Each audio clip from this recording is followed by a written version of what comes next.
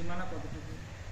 এই গৌরমণ্ডলের মধ্যে অনেকগুলো শ্রীপাঠ আছে, মহাপাঠ আছে, তার মধ্যে এটা কি সেটা জানবো।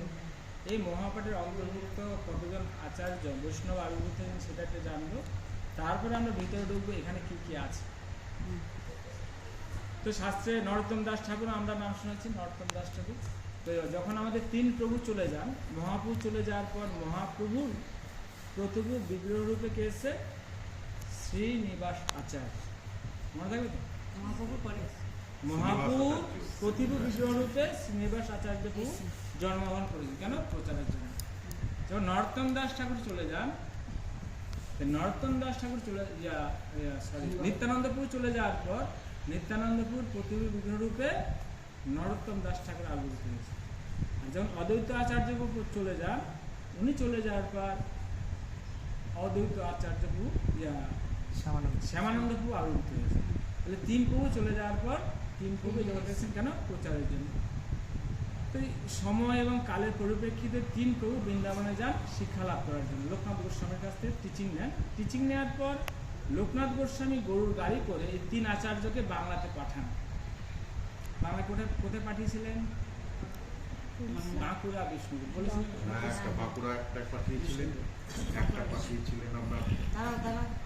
বাঁকুড়া বিষ্ণুপুর পাঠিয়েছিলেন। এই তিন আচার্য, অনেক কাহিনী আছে, ওখানে আমরা যাচ্ছি না।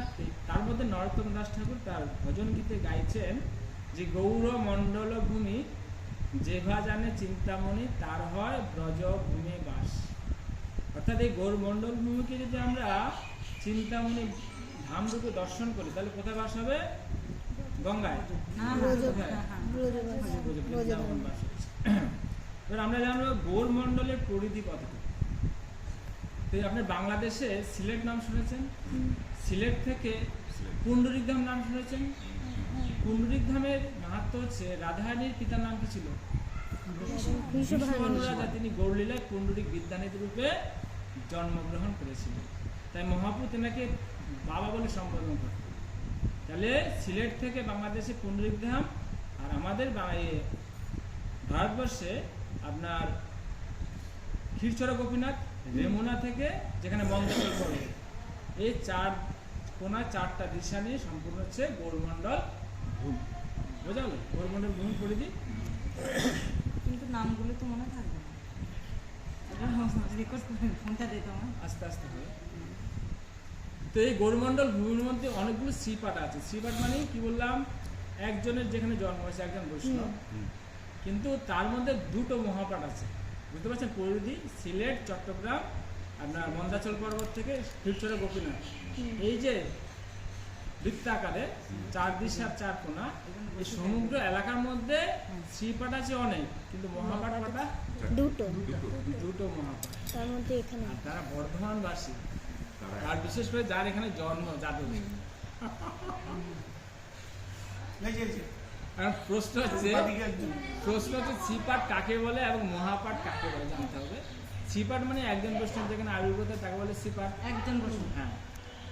আর মহাপাঠ একের অধিক, যেহেতু এখানে 5 থেকে 6 জন বৈষ্ণব আবির্ভূত হয়েছে, এটাকে মহাপাঠ।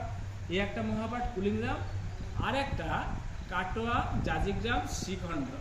আমরা শ্রীখণ্ডের নাম শুনেছি, ওটা একটা মহাপাঠ। এই সমগ্র গৌরমণ্ডলের মধ্যে কটা মহাপাঠ?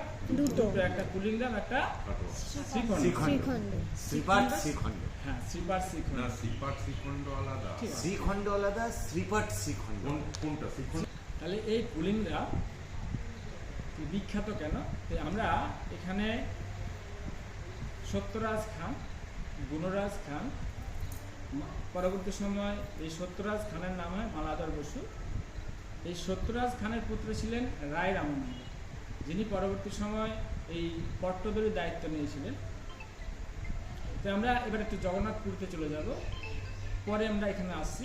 যখন চৈতন্য মহাপ্রভু সন্ন্যাস নিয়ে জগন্নাথপুরীতে ছিলেন, কখন ছিলেন সন্ন্যাস নিয়ে? কত বছর ছিলেন জগন্নাথপুরীতে? 14 বছর। কে বলবে? আচ্ছা, মহাপ্রভু টোটাল কত বছর ছিলেন এই জায়গাতে? টোটাল 48 বছর ছিলেন। নবদ্বীপ লীলায় কত বছর ছিলেন? ওইটাই ছিল 24 24 উল্টো হয়ে হ্যাঁ, গেছে। তীর্থ ভ্রমণে কত বছর গেছে? 6 বছর। 6 বছর। তাহলে আর কত থাকলো? 18 বছর জগন্নাথ বৃদ্ধ। মন্দিরে হ্যাঁ, ছিলেন। একটু উল্টো চোদ্দ পাল্টা হয়ে বছর গেছে। যখন মহাপ্রভু জগন্নাথপুরীতে গম্ভীরে থাকতেন, প্রতি বছর বাংলা থেকে সমস্ত ভক্তরা যেতেন। এই রথের সময় বাংলার সমস্ত ভক্তদেরকে 7টা ভাগে বিভক্ত করা হতো।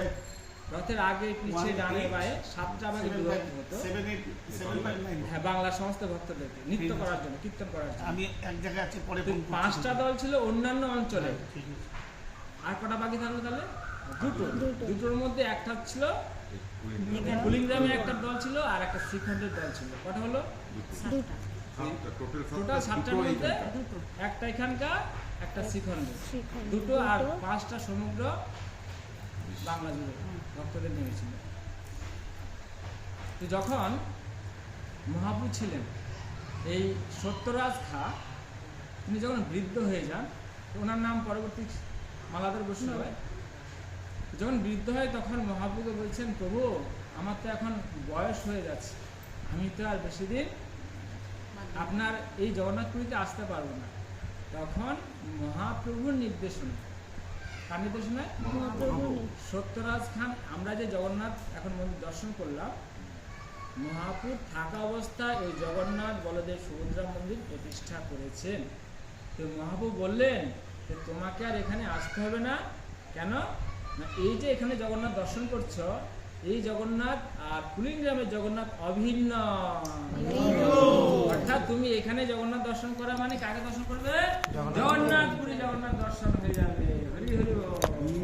তাহলে এটা মহাপ্রভু মনে বলেছেন? হ্যাঁ, মহাপ্রভুর নির্দেশনায় এই জগন্নাথ সুভদ্রা এখানে তাহলে এটাই মানে এটাই রয়েছে সেই তবে সে তখন থেকে, আজ থেকে 550 বছর আগে সে বিগ্রহ এখন আছে। এইখানকার জগন্নাথ তো এই দর্শন করি সত্যরাজ খায়ের পুত্র কি নাম বললাম? বসুরামানন্দ। কি নাম? বসুরামানন্দ। তো বসুরামানন্দ যখন প্রথম বছর যান জগন্নাথপুরীতে, দর্শন করার পর যখন ফিরে আসছেন, তখন মহাপ্রভুকে বলছেন যে প্রভু আমার প্রতি আপনার কি নির্দেশ? তখন মহাপ্রভু বসুরামানন্দকে বলছেন যে আমার নির্দেশ তুমি নিরন্তর হরিনাম করবে এবং বৈষ্ণব সেবা করবে। এখন বসুরামানন্দ বলছে প্রভু হরিনাম তো করবো ঠিক আছে, কিন্তু আমি বৈষ্ণব চিনব কি করে? বৈষ্ণব চিনতে গেলে তো শক্তি লাগবে। শ্রীমদ্ ভাগবতে একটা প্রসঙ্গ মনে পড়ছে। শ্রীমদ্ ভাগবতের 3য় স্কন্ধে 21 অধ্যায়ে 25 নম্বর শ্লোকে 24 নম্বর শ্লোকে মাতা দেবহূতি ভগবানকে বলছেন, হে প্রভু আমি তো নারী জাতি, আমি অন্ধকূপে পতিত হয়ে আছি, তো এই বিষয় বাসনা আমি জর্জরিত, এর থেকে কী করে মুক্তির রাস্তা? ভগবান কপিলকে বলছেন, হে মাতা যদি আপনি স্বরূপ সিদ্ধের সাধুর প্রতি আপনার আসক্তি বৃদ্ধি করেন, তাহলে কি হবে? মুক্তির দ্বার। কিন্তু সেই আসক্তি যদি বিষয়ের প্রতি স্থানান্তরিত করে, তাহলে মুক্তির দ্বার বন্ধ হবে।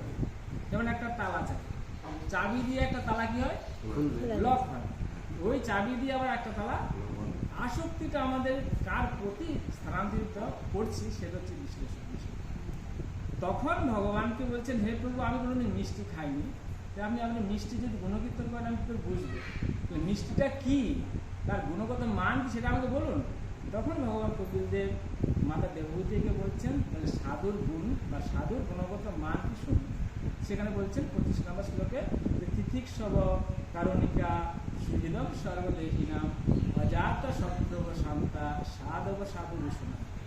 কিন্তু সাধুর লক্ষণ হচ্ছে তিনি সহনশীল, তিনি সকলের প্রতি করুণা প্রদর্শন করেন, তিনি দয়ালু আর অজাত শত্রু। শ্রীমদ্ ভাগবতে একজনকে বলা হয়েছে অজাত শত্রু, তিনি হচ্ছেন রাজা যুধিষ্ঠির। জগতের সবাই তাকে শত্রু ভাবলেও তিনি কাউকে শত্রু ভাবতেন। সাধু অনেক এই সব বিশ্লেষণ করেছেন। তো সেই প্রসঙ্গে এই বসুরামানন্দ মহাপ্রভুকে বলছেন তোমার বৈষ্ণব চিহ্ন কি করে?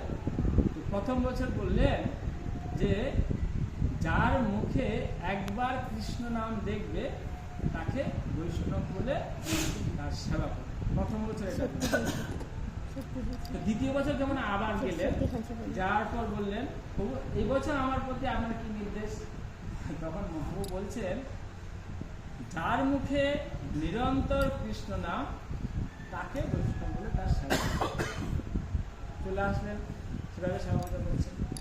আবার তৃতীয় বছর যখন আসছেন, আসার সময় বলছেন প্রভু এই বছর আমার প্রতি কি নির্দেশ? বলছে যারে দেখে মুখে আসে কৃষ্ণ নাম সে তো বৈষ্ণব প্রধান বলিয়া জানা। আমরা বৈষ্ণবের গুণগত মান হিসেবে শুনি যে কনিষ্ঠ অধিকারী ভক্ত, মধ্যম অধিকারী ভক্ত আর উত্তম অধিকারী ভক্ত, বৈষ্ণব বৈষ্ণবতর বৈষ্ণবতর, পূর্ণ পূর্ণতর পূর্ণতর। ইংলিশে একটা প্রবাদ আছে, গুড বেটার বেস্ট। বুঝা গেল? তাহলে প্রথম বছর কি বলেছে? যার মুখে একবার কৃষ্ণ নাম আসে তাকে বৈষ্ণব বলে তার সেবা করবে। দ্বিতীয় বছর কি বললো? যার মুখে নিরন্তর কৃষ্ণ নাম তাকে বৈষ্ণব সম্বোধন করে তার সেবা করবে। আর তৃতীয় বছর কি বললো? যাকে দেখে কৃষ্ণ নাম স্মরণ আসবে। আমার হৃদয় থেকে স্বাভাবিকভাবে কৃষ্ণ কথা উচ্চারিত হবে, সে বৈষ্ণব প্রধান। এটা হচ্ছে উন্নততম বৈষ্ণবের লক্ষণ। এভাবে সেবা করছেন।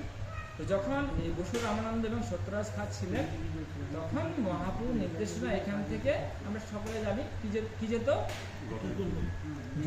রথের দড়ি, ওটা বলে পট্টদড়ি। না, পাটের দড়ি সে পট্টদড়ি বলা হয় না, সিল্কের দড়ি ছিল। পট্ট এই অর্থে যখন পণ্ডুবি হয় না, পণ্ডুবি যখন হয় জগন্নাথকে এমন ধরে ধরে এক স্থান থেকে এক স্থানে নিয়ে যাওয়া হয়। জগন্নাথকে যে ধরা হয়, কি দিয়ে ধরা হয়? জগন্নাথের মাজায় এক ধরনের সিল্কের কাপড়ের দড়ি বাঁধানো থাকে, ওটা বলে পট্ট। ওই দড়ি এখান থেকে যেত। এখনো যায়? এখানকার যারা বাসিন্দা ওনারা এটা শুনি যে আমি এটা শুনতে পারিনি যে এখনো যায় কিনা। এখন দড়ি যায় মন্দিরে দেবেন না এনাদের? আচ্ছা আচ্ছা আচ্ছা। তাহলে আমরা প্রভু ওই মাসের গণিতের জন্য তাহলে আমরা মহাপুর নির্দেশনা অনুসারে আমরা ক ধরনের বৈষ্ণবের সেবা করতে হবে? 3 ধরনের, কি কি? কনিষ্ঠ, মধ্যম, উত্তম। প্রথম একবার কৃষ্ণ নামে যে বলে সে বৈষ্ণব। দ্বিতীয় যার সব সময় সে বৈষ্ণব। তৃতীয় কৃষ্ণের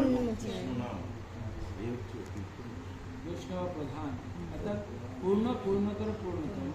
কারণ আমরা বৃন্দাবন লীলায় যখন যাই, আমরা দেখে আসি। বৃন্দাবন লীলায় যখন যাই, হরিকথা শুনে যেতে হয় না? বৃন্দাবন লীলায় যখন আমরা যাই, তখন সেখানে বলা হয় দ্বারকা হচ্ছে পূর্ণ, মথুরা পূর্ণতর, আর বৃন্দাবন পূর্ণতর, ভগবান লীলা করে। পূর্ণতম। সেটা সত্যরাজ খানের পুত্র বসু রামানন্দের লীলা গেল। আমরা এই যে স্থানে আছি হচ্ছে মদন গোপাল, তাই তো প্রভু? মদন, আপনি দু চার কথা বলুন। আপনি ঠিক বলছেন একদম। না, আরে গুরু নাম একদম ঠিক বলছেন। না, আপনি আপনার শ্রীমুখ থেকে সবাইকে দু চার কথা বলবো আমি ঠিক বলছেন না। ধামবাসীর কাছ থেকে শুনে আমবাসীর কাছে একটু শুনুন। না আপনি যেটা বলছেন যে তো সাহিত্যের ইতিহাসে সব আছে, এখানে কামবাজি বলা মানে রং করে ফেলবে। না ইতিহাস আছে তো। তো এই আমরা এই যে মন্দির দেখছি বা এই যে বিগ্রহ দেখছি, এটাকে বলে স্বয়ম্ভু। আমরা জগন্নাথ বলদেব সুভদ্রা, এটা মহাপুর থাকা অবস্থায় তখন মহাপুর নির্দেশনা প্রতিষ্ঠিত হয়েছে। আমরা যেটা পাটবাড়ি যাব, হরিদাস ঠাকুরের মন্দিরে, যেটা গরিমঠ দেখছেন, ওখানে মহাপুর বিগ্রহ আছেন, হরিদাস ঠাকুরের বিগ্রহ আছে। ওটা নিত্যানন্দ প্রভুর নির্দেশনায় এই সত্যরাজ খায়ের পুত্র বসু রামানন্দ ওটা ওখানে বিগ্রহ প্রতিষ্ঠা করেছে। এই দুটো বিগ্রহ প্রতিষ্ঠা, কিন্তু এই যে বিগ্রহ কবে কিভাবে এখানে আবির্ভূত হয়েছে ইতিহাস এখনো পাওয়া যায় না। আমরা বলতে পারি আজ থেকে কয়েক হাজার হাজার বছর পূর্বে এই ইতিহাস। তো আনুমানিক করা যায় মহাপ্রভু আগে এসেছিলেন। কে? মহাপ্রভুর আগে আগে এসেছিলেন। ছিলেন। এই বিগ্রহ প্রতিষ্ঠা হয়েছিল। তো তৎকালীন সময় রাজা ছিলেন আপনার লক্ষণ সেন বা বল্লাল সেন, নাম শুনে থাকি। হ্যাঁ হ্যাঁ বল্লাল সেন। লক্ষণ সেন বা বল্লাল সেনও এখানে এসে ভগবানের আরাধনা করে গেছেন, পূজা করে গেছেন। তাহলে তাদের থেকে কত প্রাচীন এই বিগ্রহ প্রাচীন বিগ্রহ। আমরা আনুমানিক করতে পারছি। তো এইখানকার একটা নতুন স্টোরি আমি শুনেছিলাম। স্টোরিটা হচ্ছে এই, আদ্যপি আছেন একজন মুসলিম ব্যক্তি, তিনি